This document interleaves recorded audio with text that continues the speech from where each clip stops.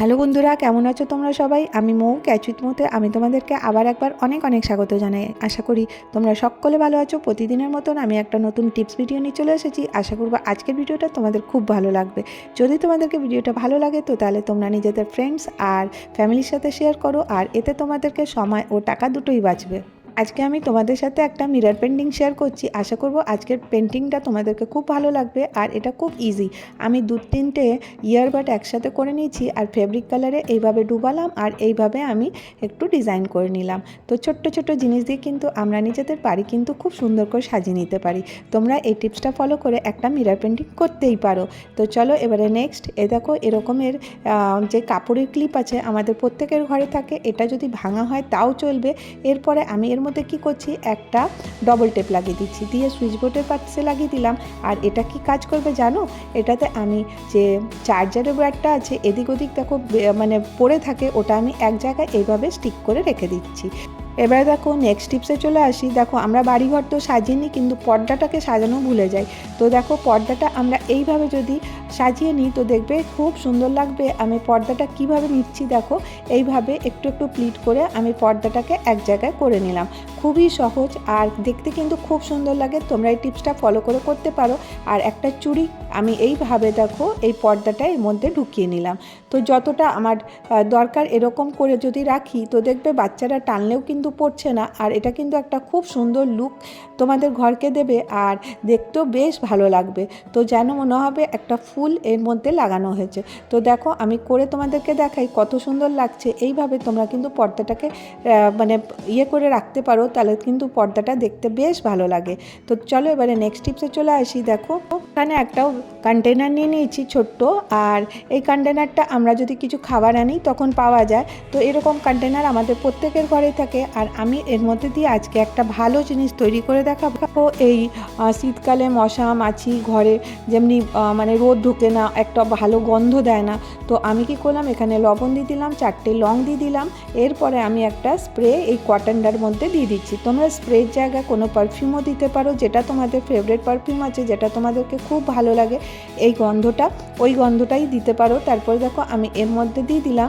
আর এরপরে কি করব, এরপরে এই যে ঢাকনাটা দেখছো এটাকে আমি ছোট্ট ছোট্ট হোল করে নিয়ে আসছি। তো দেখো এইভাবে ছোট্ট ছোট্ট হোল করে নিয়ে আসছি। আর এরপরে ঢাকনাটা বন্ধ করে দেবো। আর বন্ধ করে দেওয়ার পরে আমি এটা ঘরে যে কোনো একটা কোনায় রেখে দেবো। তো তারপরে দেখবে বাড়িতে কিন্তু একটা সুন্দর ফ্রেগরেন্স কিন্তু চলে আসবে। রুম ফ্রেশনারের দরকার নেই, জিরো কস্টে কিন্তু দারুণ একটা রুম ফ্রেশনার তোমরা বানিয়ে নিতে পারবে। তো দেখো তোমাদেরকে এই টিপসটা কেমন লাগলো, আশা করবো তোমাদেরকে ভালো লেগে থাকবে। এবার চলো নেক্সট টিপসে চলে আসি। এরকমের বিস্কিটের প্যাকেট যখন আমরা আনি, এনে যখন ডাব্বায় ঢালি দেখবে মানে কয়েকদিনের পরেই কিন্তু বিস্কুটটা নরম হয়ে যায়। তো আমরা এই টিপসটা ফলো করতে পারি। তো দেখো আমি এখানে মুড়ির প্যাকেট নিয়ে নিচ্ছি। তোমরা ভাববে মুড়ি দিয়ে বিস্কুট কী করে মানে সফট হবে না। তো দেখো আমি এর মধ্যে কি করব, একটু মুড়ি ঢেলে দিলাম, তারপরে কিন্তু এই বিস্কিটগুলো ঢেলে দেবো।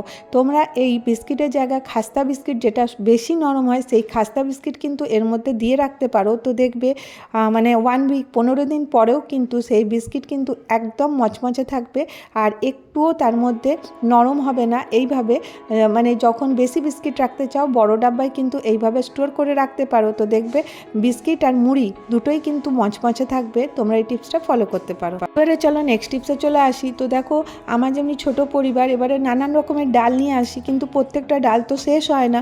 তো এটা আমি কিভাবে স্টোর করব যে এই ডালগুলোতে একটুও পোকা লাগবে না বা ঘুণ ধরবে না। তো দেখো আমি এর মধ্যে কি করলাম, একটু সামান্য পরিমাণ হলুদ দিয়ে দিলাম, আর সামান্য এর মধ্যে লবণ দিয়ে দেবো।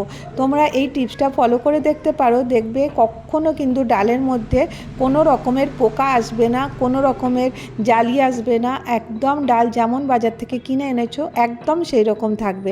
আর এই যখন ডাল আমরা ইউজ করবো তখন তো এটা ধুয়েই নেব, তো লবণ তো চলে যাবে, আর যখন দেবো তখন একটু লবণটা চেক করে দেবো। এবার চলো নেক্সট টিপসে চলো। এখন গুড় দেখো আমরা প্রত্যেকেই ইউজ করি। গুড় আমাদের স্বাস্থ্যের জন্য খুব ভালো। আর এখন তো মানে পৌষ সংক্রান্তি, সকলের ঘরে গুড় আছে। তো আমরা কি কখনো ভেবে দেখেছি গুড়টা পিওর কি না? তো তোমরা কিভাবে চেক করতে পারো? তো তোমাদের সাথে একটা সিম্পল টিপস আমি শেয়ার করছি। তো দেখো, গুড়টাকে আমি এই জলের মধ্যে দিয়ে দিলাম।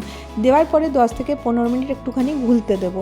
যখন এইটা মানে জলের মধ্যে মেল্ট হয়ে যাবে, এই দেখো একটুখানি আমি 10 মিনিট পরে চলে এসেছি, অনেকটা মেল্ট হয়ে গেছে। এরপরে দেখো হাতে এমনি চেপে দেখে নেবে। তো দেখো জলের মধ্যে দিতেই একদম মেল্ট হয়ে যাচ্ছে।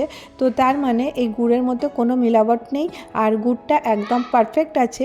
এই ছোট্ট ছোট্ট টিপসগুলো যদি আমরা মেনে চলি, তো আমরা গৃহিণীরা কিন্তু অনেক কিছু জানতে পারবো যে আমরা যেটা খাচ্ছি, বাচ্চাদের দিচ্ছি, সেটা পিওর কি না। তো দেখো একদম গুড়টা জলে মিক্স হয়ে গেল, তার মানে এই গুড়ের মধ্যে কোনো মিলাবট নেই।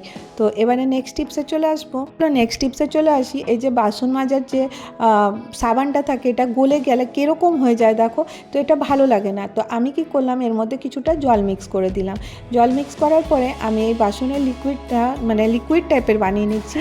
তো তাতে কি হবে, এটাতে অনেক সুবিধা হবে। এরপরে আমি একটা বটলের মধ্যে ভরে রেখে দেবো। তোমরা ভাববে এটা কি করে ইউজ করব, কারণ না দেখো এটা একদম গলে গেছে, আর এটা ইউজ করতেও ভালো লাগে না। আর এরপরে দেখো আমি এই বটলটার উপরে একটা ফুটো করে দেবো। এই সিকটাকে গরম করে আমি এখানটাতে একটা ফুটো করে দিচ্ছি। তো খুব সহজ। এইভাবে ফুটো করে দেওয়ার পরে আমি যখনই বাসন মাজতে যাব, তখন দেখো এই বাসনের মধ্যে এইভাবে আমি দিয়ে দেবো। দিয়ে দেওয়ার পরে দেখবে মানে এই যে প্লেটগুলোতে দিলাম, এতে কি হলো, মানে প্লেটটা খুব তাড়াতাড়ি পরিষ্কারও হবে, আর হাতের মধ্যে নোংরা লাগবে না, আর যে সাবানটা আছে ওটাও কিন্তু সেফ থাকবে। কারণ এঁঠো বাসনের যে আমরা স্ক্রাবারটা ওর মধ্যে ঢুকাবো, ওটা কিন্তু ভালো জিনিস না। তো দেখো এই টিপসটা তোমাদেরকে কেমন লাগলো আমাকে জানাবে। এবারে নেক্সট টিপসে চলে আসি। এই ওয়াইপার দিয়ে আমরা এইভাবে মানে জলটা পরিষ্কার করি। আমরা কিন্তু এটার উপভোগ আরেকটা উপায় করতে পারি। তো দেখো আমি কি করছি, এর হোলটার মধ্যে আমি এইভাবে মানে একটা বালিশের ওয়ার দিয়ে দিচ্ছি, বা টি শার্ট তোমাদের কাছে যেটা আছে তোমরা কিন্তু দিতে পারো। আর তোমরা কিন্তু এটা দিয়ে খুব একটা ভালো উপযোগী জিনিস তৈরি করে নিতে পারো। তো দেখো এই হুকটার মধ্যে আমি এটা ফসিয়ে দিলাম। এরপরে তোমরা ভাবছো আমি এটা দিয়ে কী করব। তো দেখো এটাকে আমি এইভাবে নিয়ে নিলাম উল্টো করে। এরপরে দেওয়ালের মধ্যে যত ঝুল বা নোংরা এগুলো থাকবে, এটা দিয়ে কিন্তু পরিষ্কার করার ফলে তো দেখবে দেওয়ালে কোনো স্ক্র্যাচও লাগছে না, কোনো নোংরা লাগছে না। আর এই যে আমার যে ওয়াল ল্যাম্পটা আছে, এর পাশে পাশে ঝুল পড়ে গেছিলো, এটা সুন্দর কিন্তু আমি এটা দিয়ে পরিষ্কার করে নিতে পাচ্ছি। আর ফটো ফ্রেম এইগুলো কিন্তু আমরা এই কাপড় দিয়ে কিন্তু ঝুল ঝাড়া দিয়ে কিন্তু হবে না, তোমরা চেক করে দেখো, হয় না। এইভাবে যদি করে নাও দেখবে একদম পরিষ্কার হয়ে যাবে। আজকে আমি তোমাদের সাথে এই কটা টিপস শেয়ার করলাম। যদি তোমাদেরকে আমার ভিডিওটা ভালো লাগে তো একটা করে লাইক করে দাও। আর যারা আমার নতুন বন্ধু হতে চাও, ভিডিও দেখতে দেখতে এত দূর চলে এসেছো, আমার চ্যানেলটাকে সাবস্ক্রাইব করে নাও। তো আজকের ভিডিও এতটাই, আবার দেখা হবে নেক্সট ভিডিওতে। ভালো থেকো, সুস্থ থেকো, বাই বাই।